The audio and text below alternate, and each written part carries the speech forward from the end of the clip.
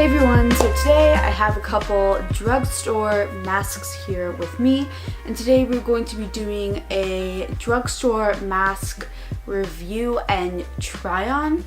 I know some of you have asked about drugstore products in particular, and especially drugstore masks and if they're reliable or not. So today we're going to try them out firsthand, so let's get started. So let us get this on. Okay, looks fine. So I have a bag from CVS, and I particularly went to the CVS in New York. So some of these products actually I think are only available in New York, like a New York drugstore, especially ones from the brand Peach and Lily. But since they are in that drugstore, they are technically drugstore masks. So if you guys want to get them online or something, I bet they would be similarly priced. So the first mask I have here is by a brand called Ariel, and it's a 7 days aloe mask. I'm not really sure what that means. So it's for overworked skin, and the Ariel 7 days mask is simple and easy to use. Packed full of natural essence. You will see and feel results just after one use. So let's see if that is true. Aloe is actually an antioxidant. It's really good for soothing inflammation. Since it is an antioxidant, it will help protect your skin barrier and rebuild it and protect against free radical damage. So this looks a little bit creamy to me, which is interesting because it has aloe, which is more of like a gel texture, and this looks very creamy. This goes for all masks. Most masks are really cold when you put them on. I don't know why. They're just really cold. So that's like a shock that I don't like. We're not going to keep these on for 20 minutes. That's what the masks call for, but I'm only going to keep these on for like a couple minutes just to give a quick review of how it feels. And I'll go over the ingredients while I'm wearing it. Wow.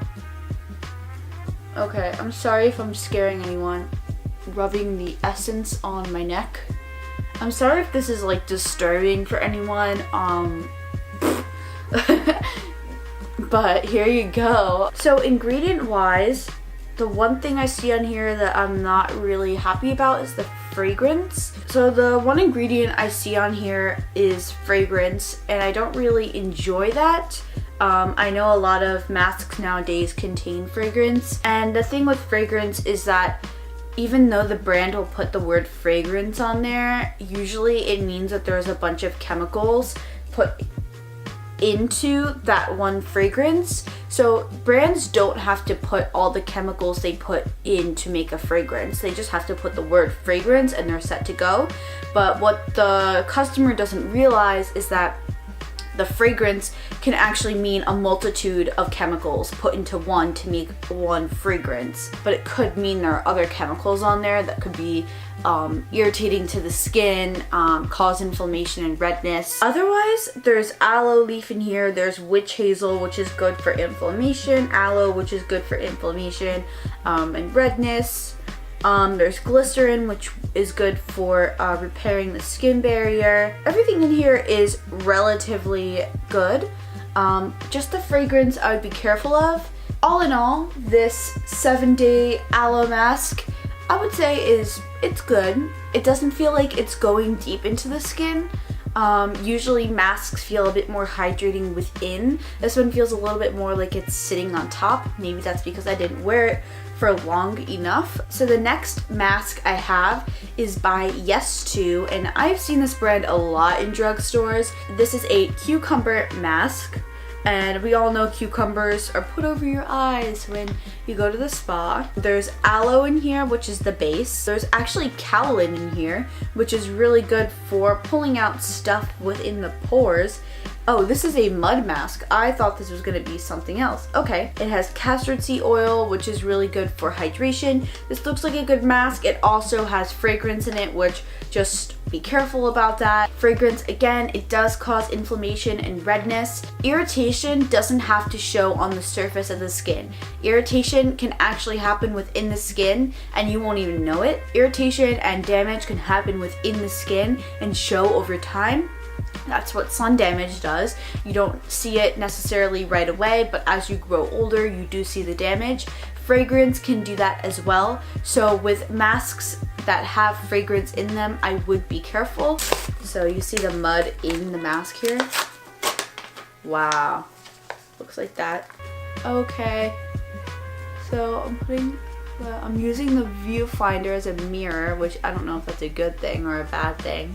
So I really appreciate that aspect of this mask about how it works to hydrate and pull out impurities, which is pretty innovative. I probably look like a mess because I can barely see myself putting this on right now. It doesn't feel irritating. It's not burning, it's not stinging.